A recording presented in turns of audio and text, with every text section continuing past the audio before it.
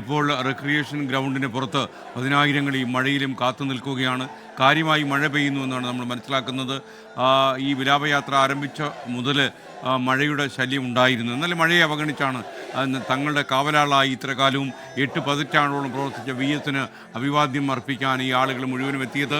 മനുഷ്യ മതിൽ തീർത്താണ് ഈ പ്രവർത്തകർ അദ്ദേഹത്തിന് യാത്രാമൊഴി നൽകുന്നത്. ഇതുപോലെ ഒരു അന്ത്യയാത്ര ഈ അടുത്ത കാലത്തൊന്നും നമ്മുടെ രാഷ്ട്രീയ രംഗത്തും പൊതുപ്രവർത്തന രംഗത്തും ഉണ്ടായിട്ടില്ല എന്നതാണ് ഏറ്റവും പ്രധാനപ്പെട്ട കാര്യം.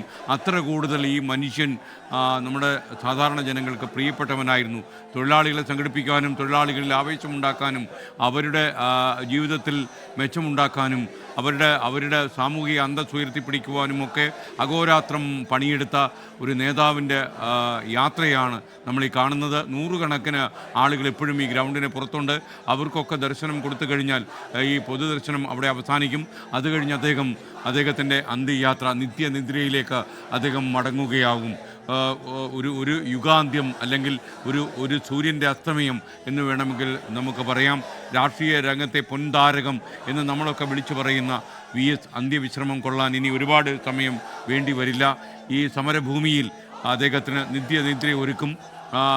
തൻ്റെ ഏറ്റവും പ്രിയങ്കരനായ സഖാവ് P. കൃഷ്ണപിള്ളയ്ക്കരികിൽ അദ്ദേഹത്തിൻ്റെ സ്മാരകത്തിന് അരികിൽ തന്നെ VS അച്യുതാനന്ദനും അന്ത്യവിശ്രമം ഒരുങ്ങും.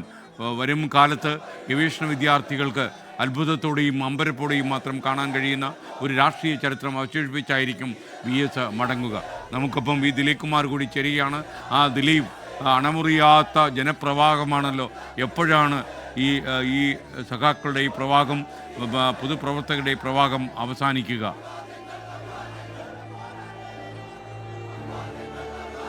അനന്തമായ ഈ ആൾക്കടൽ അവസാനിക്കുന്നില്ല. അതിങ്ങനെ നിരനിരയായി കിടക്കുകയാണ്. കിലോമീറ്ററുകളോളം അവരെങ്ങനെ കാത്തു നിൽക്കുകയാണ് പ്രിയപ്പെട്ട സഖാവിന്, പ്രിയപ്പെട്ട നേതാവിന്, VS-ന് അന്ത്യാഭിവാദ്യം അർപ്പിക്കുന്നതിനായി. ഇല്ല മരിക്കുന്നില്ല, VS മരിക്കുന്നില്ല, ഞങ്ങളിലൂടെ, ഞങ്ങളുടെ ഹൃദയങ്ങളിലൂടെ ജീവിക്കുന്നു എന്ന മുദ്രാവാക്യവുമായാണ് പ്രവർത്തകർ. കണ്ണേ കരളെ VS എന്ന മുദ്രാവാക്യം ഈ റിക്രിയേഷൻ ഗ്രൗണ്ടിൽ ആകെ അലയടിക്കുകയാണ്. അങ്ങനെ VS-ന് വീരോചിതമായൊരു യാത്രയയപ്പ്, വീരോചിതമായൊരു യാത്രാമൊഴിയാണ് നൽകുന്നത്. എന്താ ഇവിടെ ഈ പുഷ്പചക്രങ്ങൾ മാറ്റി വെച്ചിരിക്കുന്ന ഒരു സ്ഥലമുണ്ട്. അവിടെ ഒരു പുഷ്പചക്രത്തിൽ അതിൻ്റെ മുകളിലായി കാണുന്നു രാഷ്ട്രീയ ഗുരുവിന് പ്രണാമം, ഡോക്ടർ KS മനോജ് എന്ന്. അദ്ദേഹം ഇവിടുത്തെ നേരത്തെ ആലപ്പുഴയെ പ്രതിനിധീകരിച്ചിരുന്ന ഒരു ജനപ്രതിനിധിയായിരുന്നു. VM സുധീരനെ വീഴ്ത്താൻ അന്ന് ഇടതുമുന്നണി 18 അടവും പയറ്റിയിട്ടും ചലച്ചിത്ര താരം മുരളിയെ അടക്കം മത്സരിപ്പിച്ചിരുന്നു. പക്ഷേ അങ്ങനെ അന്ന് വിജയിക്കാൻ കഴിഞ്ഞില്ല.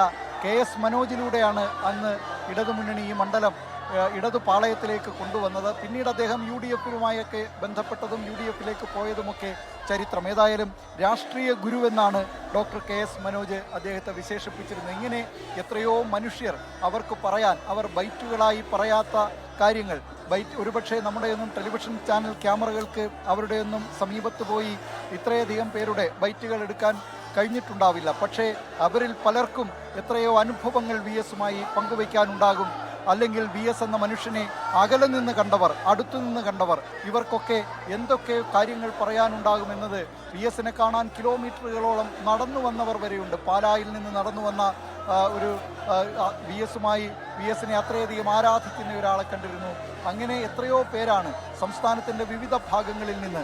ഇന്നലെ തന്നെ കണ്ണൂരിൽ നിന്നും കാസർഗോഡ് നിന്നുമൊക്കെ തിരിച്ചവർ, പുലർച്ചയോടുകൂടി ആലപ്പുഴയിലെത്തിയവർ, ഇന്നലെ രാത്രി തന്നെ ആലപ്പുഴയിലെത്തി ഇവിടെയൊക്കെ പല സ്ഥലങ്ങളിലായി, പല ലോഡ്ജുകളിലും ഹോട്ടലുകളിലുമൊക്കെയായി അല്ലെങ്കിൽ വഴിയരികളിലൊക്കെ താമസിച്ചിരുന്ന ഒരു വലിയ പുരുഷാരം. അവരൊക്കെ ഇങ്ങനെ രാവിലെ മുതൽ തന്നെ VS-നെ ഒരു നോക്ക് കാണുന്നതിന് വേണ്ടി കാത്തു നിൽക്കുകയായിരുന്നു. ഈ ആലപ്പുഴയിലെ റിക്രിയേഷൻ ഗ്രൗണ്ടിന് പുറത്ത് അവരിപ്പോൾ ഈ ഗ്രൗണ്ടിലേക്ക് അകത്തേക്ക് കടന്നു വന്നുകൊണ്ട് VS-നെ ഒരു നോക്ക് കാണുക എന്ന ലക്ഷ്യത്തോടു കൂടി, ആ ആഗ്രഹത്തോടു കൂടിയാണ് അവരൊക്കെ വിവരങ്ങൾ നൽകിയത്. അനാഥരായ അനേകായിരങ്ങൾക്ക് ആശാകേന്ദ്രമായിരുന്ന VS-ന് വിട നൽകുന്ന അന്ത്യനിമിഷങ്ങൾക്കാണ് നമ്മളിപ്പോൾ സാക്ഷ്യം വഹിച്ചുകൊണ്ടിരിക്കുന്നത്. പുറത്ത് കനത്ത മഴ പെയ്യുമ്പോഴും അനേകായിരങ്ങൾ അവരുടെ ഊഴം കാത്തു നിൽക്കുകയാണ് അന്ത്യാഭിവാദ്യങ്ങൾ അർപ്പിക്കാൻ. വിജയകുമാർ കൂടി നമുക്കൊപ്പം ചേരുകയാണ്. വിജയകുമാർ, ഈ ജനസാഗരം ഇങ്ങനെ ഒഴുകി പരക്കുകയാണ്. ഈ ജനസാഗരം, അണമുറിയാത്ത ഈ പ്രവാഹം എപ്പോഴാണ് അവസാനിക്കുക? കാര്യം രാത്രി പുലർന്നു കഴിഞ്ഞു. ഇനി ഒരുപാട് നേരം ഈ പൊതുദർശനം നീട്ടിക്കൊണ്ടു പോകാനും ഇതിൻ്റെ സംഘാടകർക്ക് കഴിയില്ല. അങ്ങനെയുള്ളൊരു അവസ്ഥയിലാണ് കാര്യങ്ങൾ നിൽക്കുന്നത്. വിജയകുമാർ.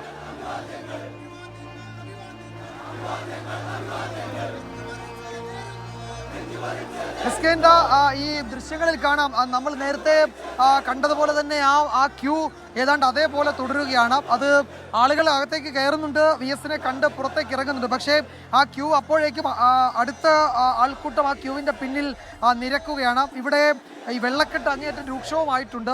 മഴ തുടർച്ചയായി വലിയ മഴ പെയ്യുകയാണ്. പക്ഷേ ആ മഴയൊന്നും വകവയ്ക്കാതെ അവഗണിച്ച് ഈ ആൾക്കൂട്ടം ഇവിടെ തുടരുകയാണ്. ഈ ദൃശ്യങ്ങളിൽ കാണാം എത്ര ആളുകൾ ഈ ക്യൂവിൽ നിന്നുകൊണ്ട് മഴയൊക്കെ നനഞ്ഞ് ചിലർക്ക് എന്താണ് റെയിൻകോട്ട് ഉണ്ട്, മറ്റു ചിലർക്ക് കുടയുമില്ല. അവരൊക്കെ നനഞ്ഞു നിൽക്കുകയാണ്. നനഞ്ഞു ചേട്ടനെ വിറയ്ക്കുന്നല്ലോ. എങ്ങനെയെങ്കിലും ഒന്ന് കാണാന്നുള്ളതാണ്. ഞാൻ ചങ്ങനാശ്ശേരി. ആ കുറെ നേരമായോ ക്യൂ നിൽക്കാനായിട്ട്? ആ കുറേ നേരമായി. ആണല്ലേ? വി എസുമായിട്ട് എങ്ങനെയാണ് വി എസിനെ കാണുന്നത് താങ്കൾ? നമ്മളിപ്പോൾ രാഷ്ട്രീയത്തിലോട്ട് ഇറങ്ങുന്നത് തന്നെ ഇവരെയൊക്കെ കണ്ടിട്ടല്ലോ. പാർട്ടിയാണ് അല്ലേ? വി എസിനെ കണ്ട് രാഷ്ട്രീയത്തിൽ ഇറങ്ങിയതാണല്ലേ? ചങ്ങനാശ്ശേരി കുറെ നേരമായോ ക്യൂ നിൽക്കാൻ തുടങ്ങിയിട്ട്? എവിടുന്നാ വരുന്നത്? ഇവിടെ ആലപ്പുഴ ജില്ല ചെത്തി എന്ന് പറയും. ആണല്ലേ? വി എസിന്റെ പ്രസംഗങ്ങളൊക്കെ കേൾക്കാറുണ്ട്. വി എസിന്റെ അനുകരിച്ച് തന്നെയാണ് ഞങ്ങൾ പാർട്ടിയിലോട്ട് വന്നത്. വി എസിന്റെ ഫോളോവേഴ്സ് ആണല്ലേ? അങ്ങനെ വി എസിനെ അനുകരിച്ച് രാഷ്ട്രീയത്തിലെത്തിയ രണ്ടുപേരെയാണ് നമ്മൾ കണ്ടത്. എവിടുന്നാ വരുന്നത്? ആലപ്പുഴ അല്ലേ? ആലപ്പുഴ തന്നെ. വി എസ് ഒരു പോരാട്ടമാണ്. വി എസിന്റെ ജീവിതം തന്നെ ഒരു സമരമാണ്. ചെറുപ്പകാലത്ത് പട്ടിണിയോടുള്ള സമരം, അത് കഴിഞ്ഞാൽ ജന്മിത്തത്തോടുള്ള സമരം, അത് കഴിഞ്ഞാൽ അധികാരത്തിലെത്തിയപ്പോൾ